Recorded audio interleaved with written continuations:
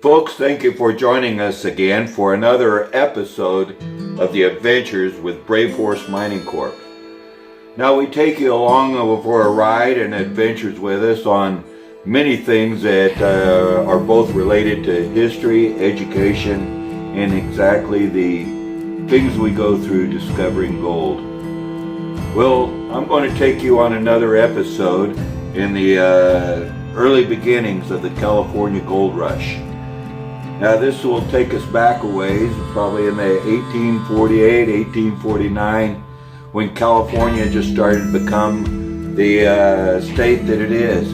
But I tell you what, in this episode number 3, we're going to talk to you about some of the things that started in the early camps in the California Gold Rush. And I got to tell you, it's nothing short of just barbaric type of behavior, and really the Old West was without law. And I want to tell you, being of a background of a American Indian, Cherokee in nature, I want to tell you that some of these things are quite disturbing to me, as well as others that are very culturally oriented. So I just want to bring this to you on an educational understanding, and also describe to you a little bit of what the California Gold Rush life was in the early days. But folks, I want you to sit back, relax, enjoy this episode, part number 3, for the search of gold. California Gold Rush. And we thank you for watching. Till we meet again, is Brave Horse Mining Corp. Over and out.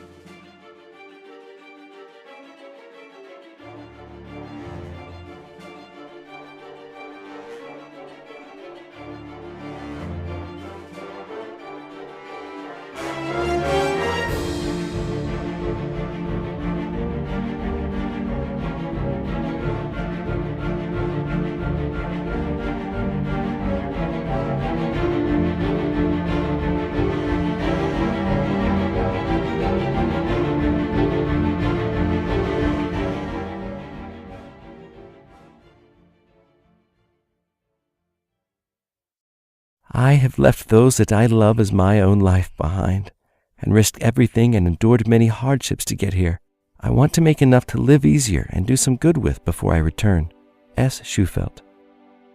The desire to better one's life, and that of those whom they love and care for, is an inherent trait in human beings. Men and women from all over the globe traversed mountains, endless prairies, and navigated immense expanses of ocean in the attempts to do just that during the gold rush. Major world events, like the California Gold Rush, act as catalysts for dramatic changes in culture, the world, and everyday people's lives.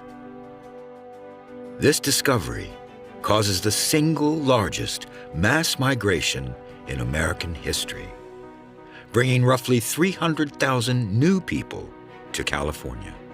These events also contain many universal qualities that draw people from all walks of life. Gold was resting in a riverbed, waiting to be found.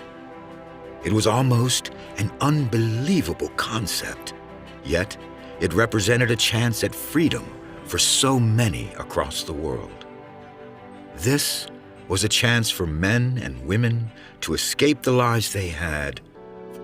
However, The discovery of gold brought about changes that did not positively affect all people. There were those who hailed from foreign lands, as well as the American Indians and the Californios.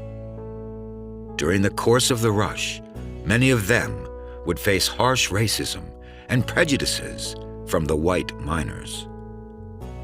The California Gold Rush was a magnet that drew those eager to change their lives. It pulled people in from every corner of the world. The 49ers called themselves Argonauts, after the band of heroes in Greek mythology who searched for the Golden Fleece.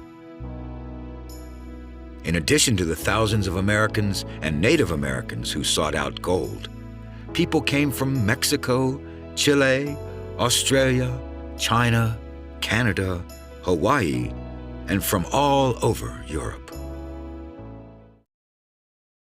The Mexican-American War ended a mere 9 days after the first glimmer of gold was discovered in the American River.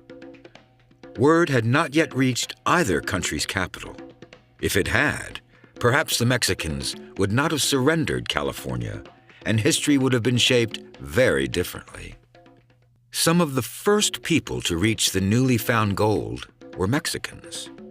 These men and women now found themselves returning to familiar ground, but it was now in a foreign land.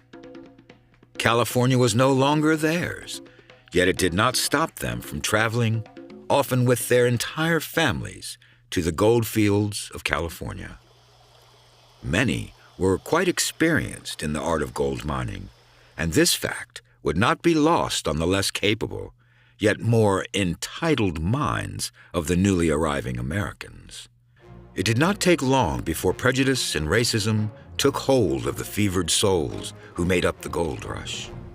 With the influx of so many new people from distant countries, and so far from the eyes of the politicians back in Washington, at the time, California was ungoverned, and prejudice was let loose in many parts.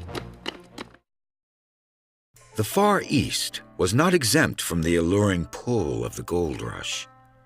California sees an influx of nearly 23,000 people from China over the duration of its period.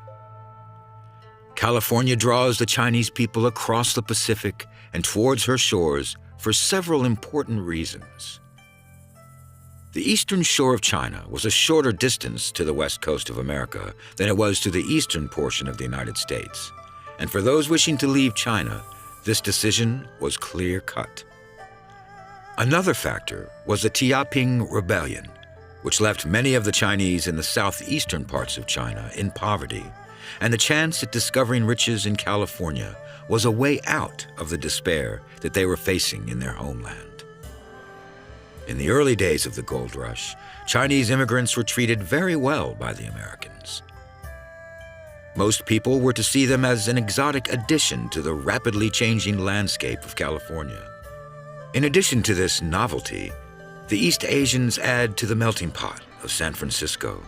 The Chinese immigrants would often take the most unsavory jobs that an average white man might deem beneath him, and they would work it for a fair and decent wage with no complaint. Many of the Chinese immigrants chose to open their own shops and establishments. They could be found mending clothing, tending bars, cooking meals in restaurants that they owned, cleaning clothes, and housing many a weary miner, along with filling any hole that needed to be filled in the burgeoning gold rush economy. In the beginning, it was not uncommon to see whites patronizing the establishments of Chinese immigrants. The governor of California was even counted as saying that the Chinese were one of the most worthy of our newly adopted citizens, McDougal. Those Chinese that did decide to try their hand at mining would often select claims that had already been abandoned by whites, and with a more patient attitude, they would be able to root out the gold that the more impassioned and impetuous Americans might leave behind. These men often worked in groups of 50 or more to help ward off would-be attackers and those who would attempt to capture the claims from them. These resourceful men also take added measures to protect the gold that they find. While they are still in the field, the men cover the extracted gold with soot, as to conceal its true nature from any passerby. And then, when they returned home, they would melt it into pots and pans and other household items to further hide the gold's true identity from sight. The Chinese immigrants enjoy a mostly warm welcome in the Gold Rush Society of San Francisco, California, but their good fortune does not last for too long. Once the rivers, streams, and hillsides are picked clean of the placer gold, which is relatively easy to obtain, the Americans' attitude towards the once heralded Chinese workers began to shift. Fresh miners are constantly coming into the fields, and since the easy gold is no longer to be found, the Americans, in their frustration and disappointment, begin to take it out on the Chinese.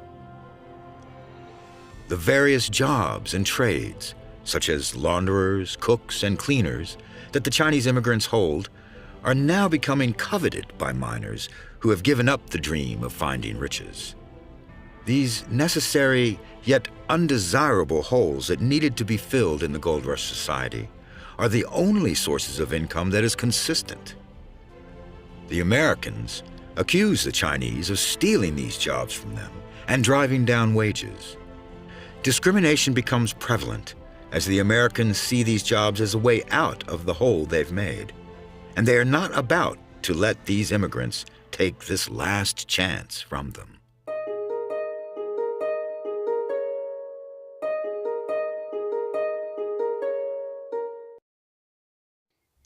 Tubers, thank you so very much for watching this episode of Brave Horse Mining Corp. Be sure to like us, push that button down there to subscribe, and also press that notification so you can keep up with our next episodes. Thank you very much for watching. Till we meet again.